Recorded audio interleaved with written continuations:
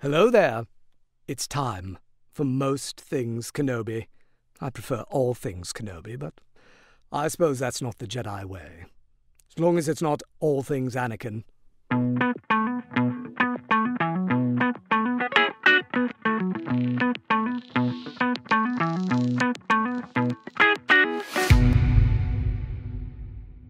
Hi, everyone. Welcome to another episode of Most Things Kenobi, a podcast about Obi-Wan Kenobi and all things Star Wars. I'm your host, Lauren. And I'm your host, LeeAnn.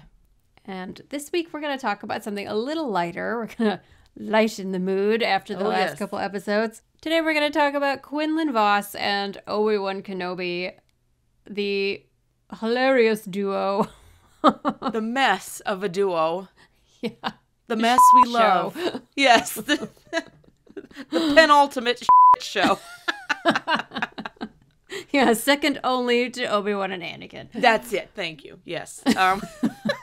Poor Obi-Wan. He gets stuck with such challenging characters, doesn't he? Partners, friends. What happens when you're an uptight rule follower? Yes. He's not even a rule follower. He just likes to tell himself he's a rule follower. Yeah, I mean, and he's paired with Quinlan Vos, who is the original Rogue One, I guess. In a sense. He was Rogue. Clarence just loves Quinlan Vos, don't you? He's got good taste. We've always said this. So what do we love about these two? Oh, do we have enough time to list all the things? Let us count the ways. They are the funniest, odd couple. They are so ridiculous together, and I love it. I love that they're constantly at each other, but in a way that's also kind of like friendly banter. Yes, because we've talked about it before. They obviously have known each other a while, because the rapport they have hints that they've kind of grown up together. They're aware of one another's idiosyncrasies, we'll say. Yes. They're very not accepting, but tolerant of those idiosyncrasies. Yes. They understand each other, yes. And I think it's kind of nice. I think it's nice that Quinlan Vos can just sweep in or jump in or whatever he does there and slap Obi-Wan on the shoulder like an old pal and say, "How's temple life treating ya?" Like old pals. We've said in the past, because he says, well, that's just like your opinion, man. He's the dude of Star Wars. He's the dude. He's the dude. If he had a pair of black shades, he would put them on. If he was allowed, he'd wear a bathrobe everywhere he went. Everywhere. And jelly sandals. And I was just going to say the jelly sandals, yes. We love a good pair of jelly sandals. Totally. Quinlan is totally a jelly sandals type guy. You know what? I bet you they would aid him in fighting. These are two excellent fighters. Very skilled combatants. Yes. But I would argue that Quinlan Vos could fight and would fight in a pair of jelly shoes. Crystal clear ones. The clear ones. Yes. Exactly. No sprinkles or sparkles. Sparklies, yeah. Same, plain Jane. I like it. I need this drawn. You're up, Journey. Yeah. Journey, we have a request. We need Quinlan bathrobes Vos, and jelly sandals. Bathrobes and jelly sandals. Oh, Stat. God. This is already off the rails. Seriously. That's what we do best. It is. No one has to know it's the second time we've done this. It's true, actually. Oh, the beauty of technology, right? Yeah. It's every day is a new adventure. We understand, right, that Obi-Wan and Quinlan are kind of around the same age. They at least kind of grew up around the same time period. Whether or not they're exactly the same age, I don't think they are, but right. They kind of grew up in the temple together. There's definitely an indication, as you said, that they have a rapport. Mm-hmm. And I think so. You've said it before that they couldn't really talk that way to each other in a way that's snarky and kind of poking fun unless they already had an established rapport. So that, I think, is kind of refreshing, because you don't see that with Obi-Wan and other characters very often. No, and I agree. I think that it was established, perhaps in their teenage, maybe their junior high years, to sum it up like that, where Vos was a little off. He was a little odd. He was a little rebellious.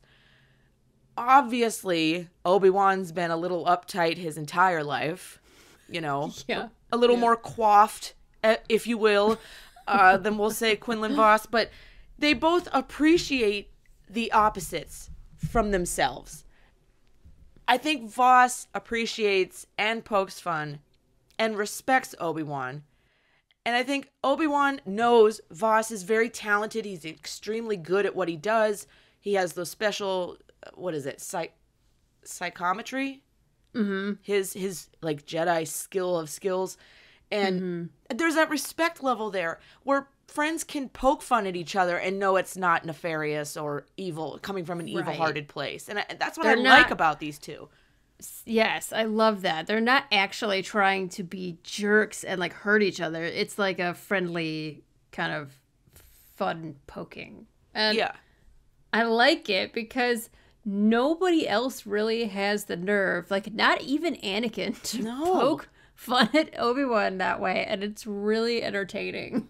And Obi-Wan doesn't quite come out as flatly and forwardly as he does as when he kind of yells at Quinlan. Like, I don't want to say yell, right, but just like, nobody's flustered. He's like, definitely what are you doing? Flustered. Like, stop that! Like, you know.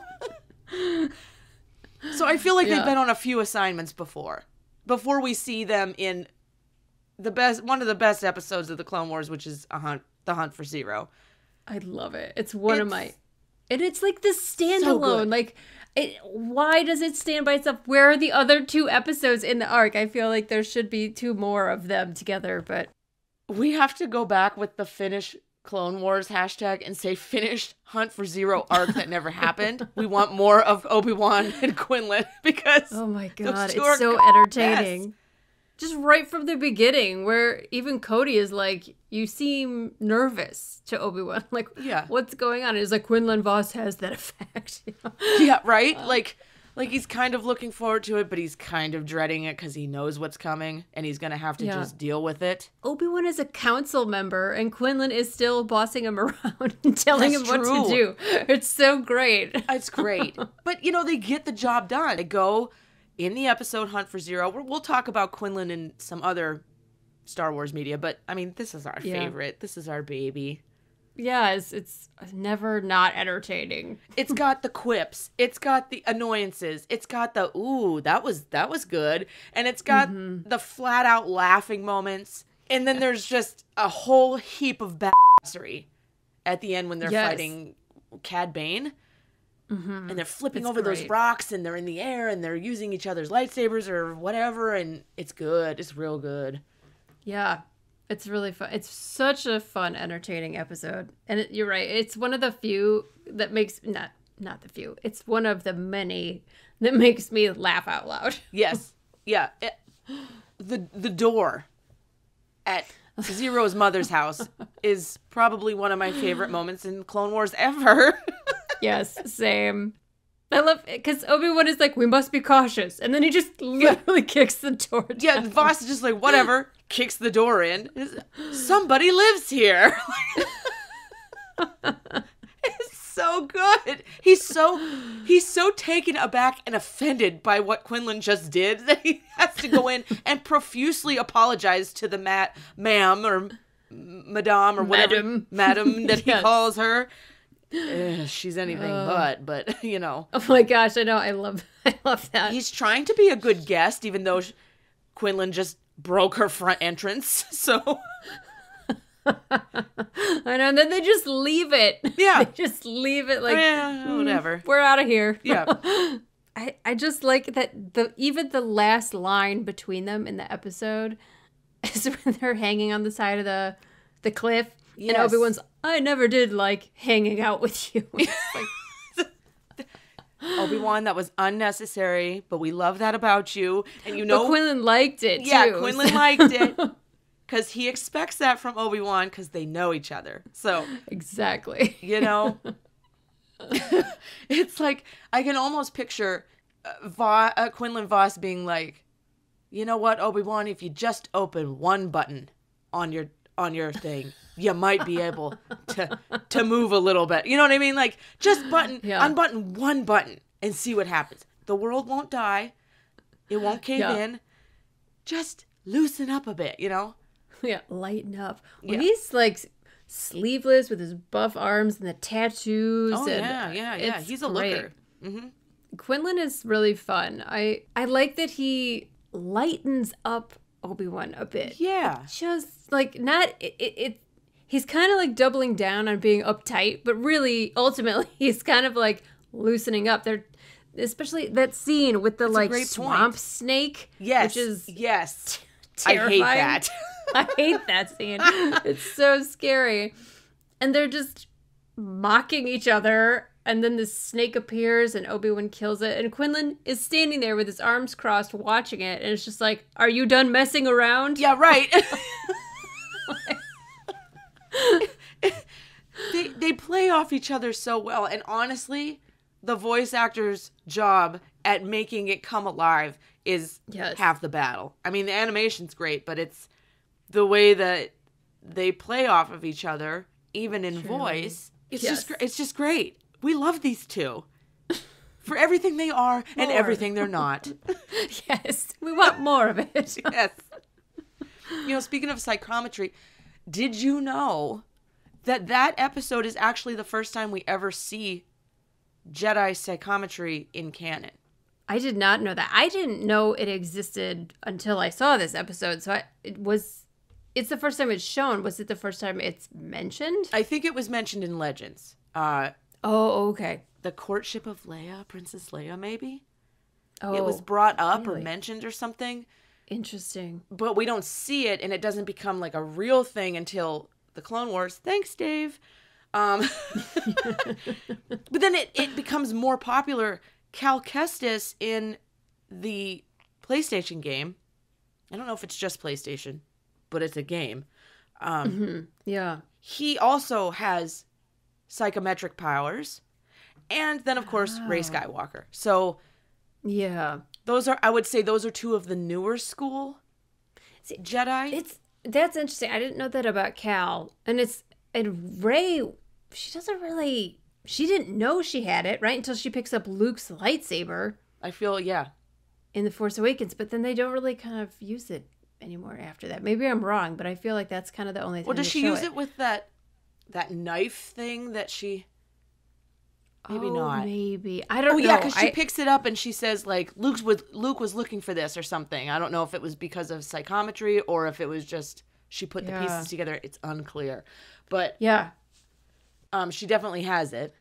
Well, maybe correct me if I'm wrong, because I don't really know so much about Cal Kestis because I don't have a game console, so I haven't played that game. But Quinlan seems to use psychometry, as opposed to like when you first kind of start to discover that you have this skill, you can't control it. Sometimes is whatever you pick up becomes like a visceral experience. But Quinlan seems to be able to use it. Well, and they say that people can suffer from seizures and stuff when they first discover they have the power because it's not controlled, like you said. I don't know how you would end up controlling it. Obviously, there's training, I'm assuming. Yeah, there must be, I guess. But that would be horrible if you didn't get the training. Yeah, because you never know when it could strike. And they say it can be extremely nauseating and like disorienting and upsetting because you actually feel the emotion as well. You don't just see the experience, you actually feel it, which explains like why Rey was so freaked out when she was holding Luke's lightsaber. Well, and Luke, Anakin, the Skywalker lightsaber. Yeah. It's Anakin's. Go ahead. You can say it. Luke was just borrowing it. Until he made his own. So was Rey. So, anywho, that's the trouble with psychometry because in Dark Disciple, which involves Quinlan Vos and Asajj Ventress and Obi-Wan, they're back again. Anyone who hasn't read the novel probably should skip this part, but Dark Disciple is excellent, but it shows the danger of psychometric powers because you tap into that darkness, you tap into that emotion, and it can actually pull you towards the dark side if you aren't skilled or even if you're in a vulnerable state. which is what ends up happening to Quinlan Vos. So, Right. Does he see... Is it with Ventress's lightsaber? Is that how he sees it? Because he sees she killed his master, yeah. right? Yeah, And there's that's baggage there. Yeah. That's I think one of the things that kind of sends him over the edge to the dark side is I don't remember the exact circumstances, but I thought he touched her lightsaber and saw that she's the one who killed his master, and that's what makes him turn. I mean, what do you do He with turns that? really fast. Like He does. I just remember it being very quick and feeling like that didn't take much. I mean, this is a man who he's obviously, I'll say, employed by the Jedi and the Republic to be a tracker because he's so skilled in it, and he can obviously control it enough to not allow that to happen. That's why that was kind of off-putting, or at least very quick, like you said. This is a man who's been using this skill and was trained in this skill, and then like, boop. Oh, he turned. I get it. It was for the sake of the story and the love story and whatever. It's amazing what he can do. And didn't you say that's how he found Aayla Secura? I don't know if he found her with that skill, but did he find her on Ryloth? Well, he was on an investigative thing for the Jedi or the Republic or something, and found her in like a crime circle or a crime ring of some sort and rescued her. I believe she was force sensitive, but like didn't understand that that's what she was. So he rescued her, I think, and took her as a Padawan pretty quickly. We need to do an episode on like the quote unquote lesser known Jedi, because I honestly don't know the background of a lot of these other characters, like Aayla, for instance. The deep background. Some of them have more interesting legends backgrounds. Like actually, Quinlan's legends background is more interesting. He's from Kifu, whatever the planet, and I think he's even royalty. And his uncle murdered his father to take power, and Quinlan was taken as an older kid to the Jedi Temple, when he was, I don't know if he was 9 or not, but he was older, like Anakin. So he was kind of like an outcast, and in Legends, he and Aayla kind of have a thing. See, now I would expect that. I would actually look at them that. both. They're both beautiful, yeah. But if you're rescuing, not saying like a woman needs rescued. I'm not saying that. What I'm saying is if you help someone get out of a really bad situation, you can bond over that. And with his skill, he could probably sense like maybe what the she went through and all this stuff, and they could bond over that. There's a lot there that could form a good love story.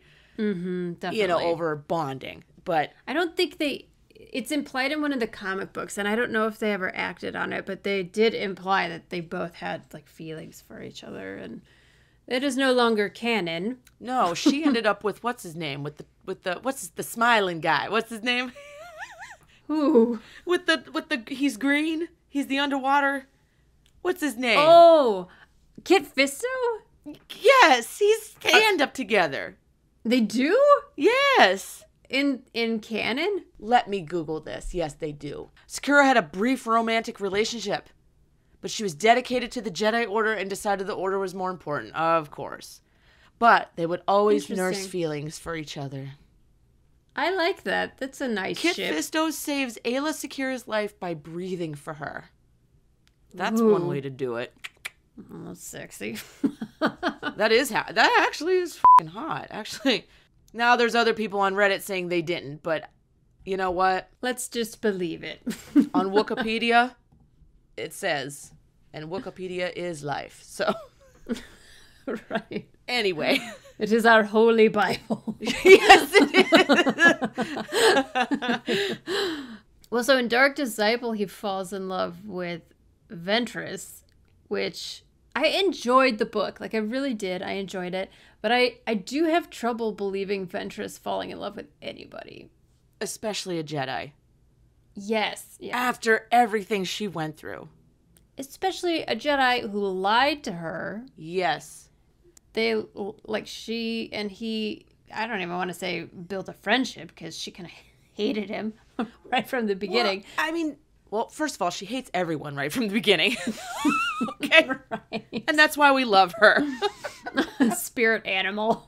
Yes, totally. She's a bad and we love her for it. She's amazing. But really, honestly, do you want to start any relationship with a lie? No. No. Mm-mm. Not good. I don't care the circumstances. You probably just shouldn't do it. Well, and she's so damaged and wounded from her entire life. Like, not just from what happened with Dooku, but everything leading up to that. So to fall in love with a person who establishes a relationship with you by lying about who they are, and then she is also keeping information from him when she finds out who he is. She doesn't want him to know that she killed his master. I don't know. Yeah, it's a lot. It was a stretch for me to believe it, but I had to just kind of It was fun. It was fun to imagine something that we're not used to reading, I guess, or being exposed to in the Star Wars world. World. Do you know how hard that is to say? Say that 6 times fast. Yeah, they don't do that kind of. There's romance, but a love story. Yeah. I wanted it to be hot. Like, those two could be hot. This isn't like Han and Leia love. This is sweaty. Yeah, they would just be banging all the time. That's it. In that Banshee ship. That's it. Yes. And I'm sorry, but it's Disney, so they can't. So they can't do it. Yeah. Yeah, the story it could have been could not be told by Disney. Properly. Really. Yes. End of story. Yeah, end of statement. But we do get more Obi-Wan in the book dealing with Vos. It's just, why does Vos decide to not be anywhere near Coruscant? I mean, I know why I wouldn't want to be anywhere near Coruscant, but is he always just off doing his own thing? All the time? He doesn't like to be at the temple, that's for sure. It makes sense. That was mostly implied from his legend, so I don't know how much of that is being pulled into canon, because I haven't read all the comics or anything like that. But they implied that because he kind of came to the Jedi older, he wasn't treated that nicely by fellow students. So he just took what he learned and went out into the world and kind of used that skill to infiltrate crime.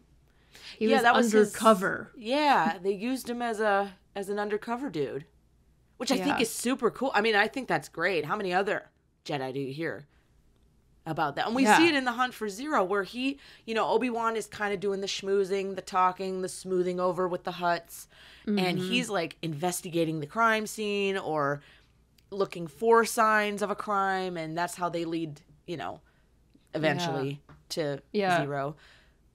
Which I kind of like. That's why they do so well together, despite their differences. Vos seems like he's just wandering off and not paying attention and disinterested, but it's all an act, while Obi-Wan is putting on an act of being interested in the Hutts and being the diplomat. Yes, which, I mean, he's not a big fan of anyway, but he's usually the best at it. Right. So it makes sense. I mean... Yeah.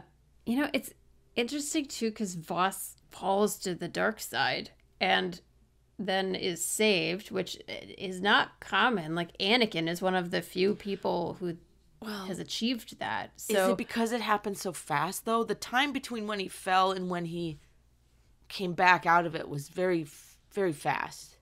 Yeah, and I don't know. I feel like it would have been so much more powerful if they had established more of Quinlan's background. Granted, he was very heartbroken that his master was killed.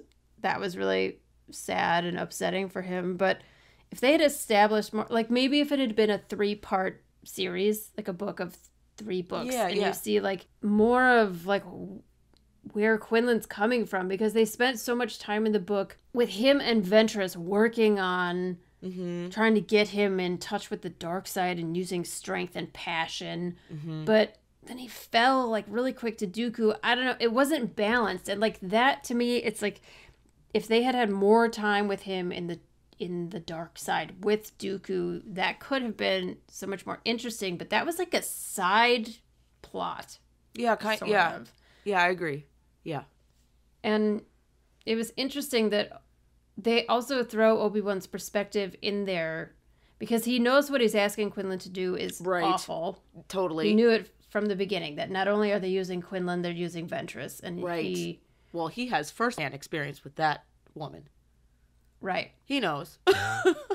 And again, with her, he even though they're at each other the way that he and Quinlan are, and I think it's because there is that, I think by then they had an established respect. Like, not a friendship by any means, but at least like an understanding that she had kind of gone off on her own. She wasn't Dooku's lackey anymore. Yeah, and they didn't have to really fear her kind of working against them. She was kind of neutral, but just very angry neutral. Bitter, jaded. Right. And rightfully her neutrality was that she hated them all. Yes, equally. Yes. Which is still neutral. Yes. But the enemy of my enemy is my friend almost, is Ventress's kind of MO. Right. I think that's even like the little tagline at the beginning of Revenge or something similar. Oh, there you go. That. Oh, yeah, it is. Oh, my God, it is. Yeah. Oh, I didn't think of that until now. Look at that. It was ingrained. It's Dun, penetrated our dun, subconscious. Dun, da, da, da, dun, dun, da, da, da, dun, dun, dun, dun, dun. There. Corruption in the Senate. Yeah.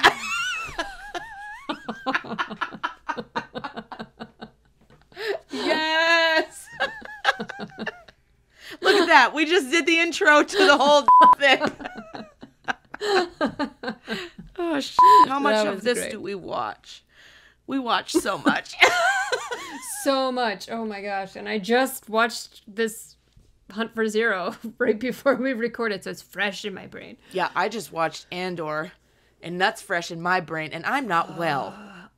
No, we need a support group for Andor. Yeah, stay tuned. This is getting intense. Stay tuned, everyone. We will announce a support group because it is getting to that point. It's needed. Yeah. Yeah. But in the interest of keeping things light, that's why we decided to talk about this mess, who we love dearly. We love them. I would love to see them go clubbing together. Oh my God. It would be so funny if that's the only person Obi-Wan would ever agree to go clubbing with. I honestly think it would be. Don't you? I do too. I do too. It's like that weird, like, I'm going to allow myself to be this way because it's him.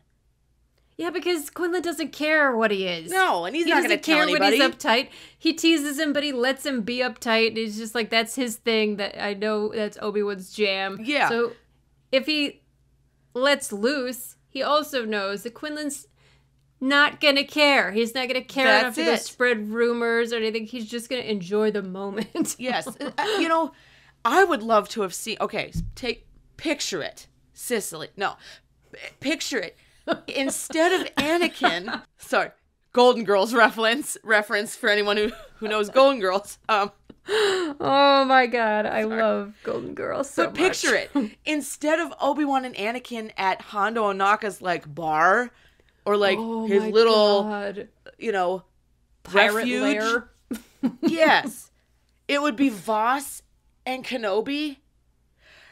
Quinlan would have been up there dancing with that person. Yes. And then Obi-Wan would make the, oh God, face that he made. That's how I envision it. That's my headcanon. Oh my God. You need to write this fig. Okay. I'm on it. That's how our friendship started. You wrote Obi-Wan in a bar. Yes. And hot things happened. Not at the bar, but after the bar. It was good. It was good. Yeah. Look at your eyes. She's Yeah, daydreaming. I glazed over for a minute. Sorry, it's just reminiscing. It was a good moment. I enjoyed it. Okay, so Yes. to tie us back around, Quinlan is mentioned in the Kenobi series. He is.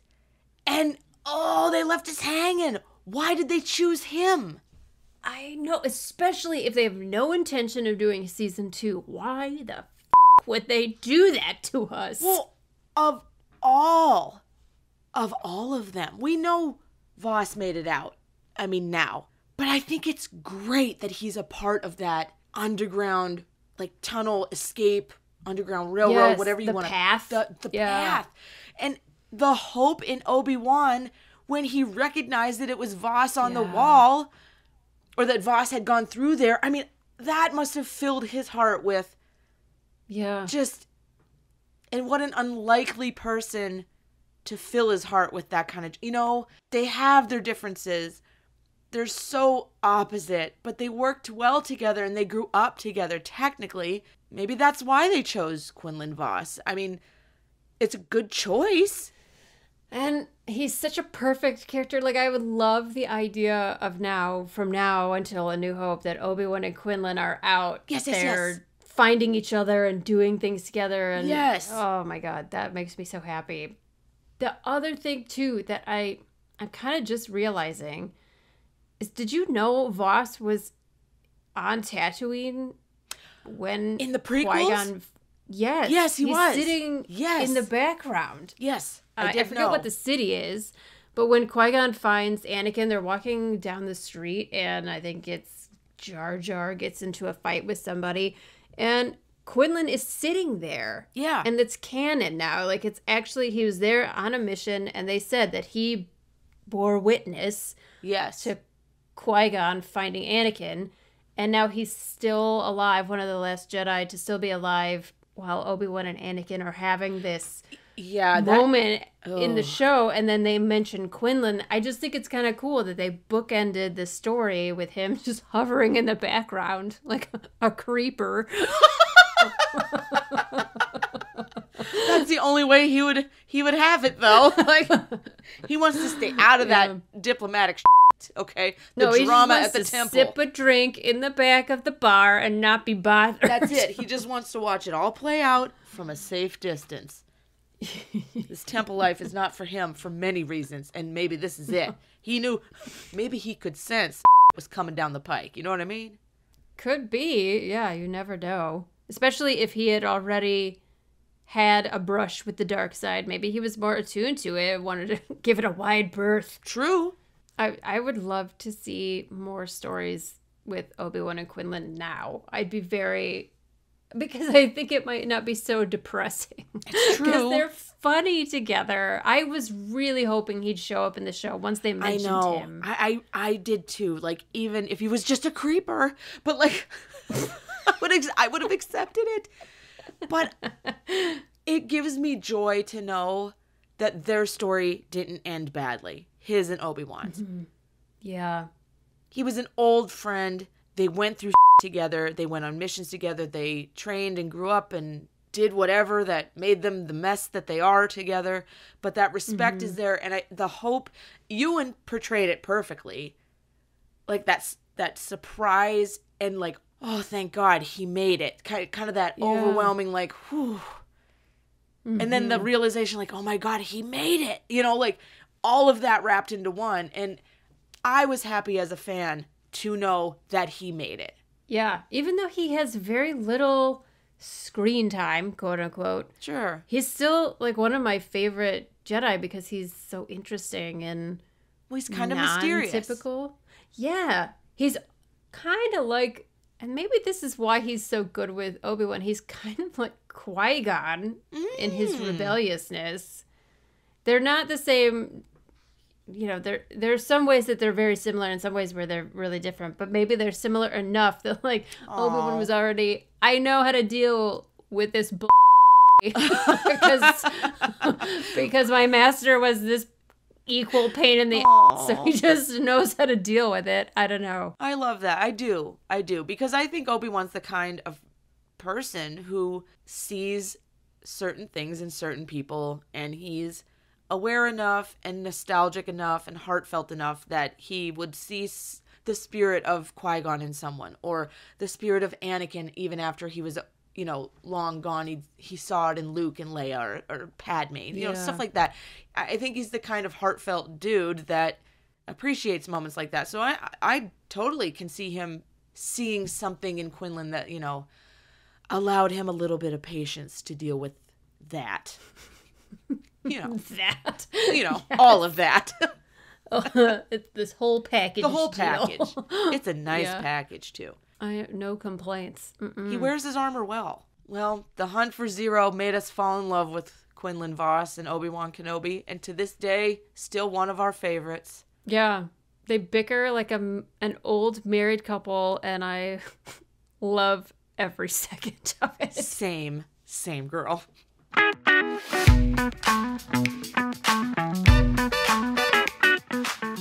Our question for you this week. What is your favorite line from the Hunt for Ziro episode? There are so many good ones to pick from. Many. They're all amazing. What's your favorite one? Oh, the somebody lives here. It's just classic. What's yours? Well, I was going to say the 1,000 pardons, madam, hasn't mastered the concept of knocking. Yes. But I guess he doesn't say that right to him, but it's good enough. No, but it's right there. It's all wrapped into the same thing. The concept of knocking. Yeah, right. What an uncouth. It's great though. I love this episode. Tell us your favorite line, because we'll sit here all day and talk about ours. Yes. Someone stop us. Okay, next week we have a treat. In fact, the next 2 episodes, it's a 2-parter. Get to know your hosts of Most Things Kenobi. Now, here's what we're going to do. Next week, I'm going to interview my space twin, Lauren. And I'm going to ask her a wide berth of questions, all about her and whatever she allows me to ask. So, Yes. and you'll get to know more about my dearest space twin and your co-host of Most Things Kenobi, my dearest Lauren. The following week, you'll be doing that to me. Yes. I'm going to return the favor. Yes. Yeah, in the past, we've had people write in questions to get to know us. And this time, we thought it'd be fun if we interviewed each other because, yeah, I don't know. Yeah. Who knows? We're not telling each other the questions ahead of time. Oh, so no, this is going to be a mess, too. We have no right to talk about Quinlan Vos and Obi-Wan Kenobi, okay? I wish I was as together as Quinlan Vos. Exactly. So come back next week and the following week, because it's bound to be some kind of show. Possibly a show. Exactly. So we'll see you next week. Last week on the show, we reviewed Tales of the Jedi, and we asked our listeners what their thoughts were about this miniseries. McKenna on YouTube said, "The show was overall pretty good. I loved the in-depth detail throughout each of the episodes. My favorite episode was the 5th with Ahsoka's training. I love the symbolism in the training and the hinting at Order 66 for fans that watch the Clone Wars scene. Breathtaking show, just very heartbreaking to watch." McKenna, I totally agree. It was beautifully done, but it was very heavy, very dark. It didn't leave us with that warm, fuzzy feeling that we are used to getting from Star Wars. Thank you for your comment, McKenna. We appreciate it. Thank you so much for joining us here on the Most Things Kenobi podcast. We appreciate every single one of our patrons and are grateful for your support. If you would like to support the podcast and become a patron as well, head over to the Most Things Kenobi Patreon. And as always, you can follow us on Tumblr, Twitter, Instagram, YouTube, and don't forget to subscribe on your favorite podcast player. If you enjoy the podcast, you can always help us out by giving us a rating on Spotify and or Apple. And if you need just one place to find all of these things, head over to mostthingskenobi.com. So until next time, my space twin, may the Force be with you. Always.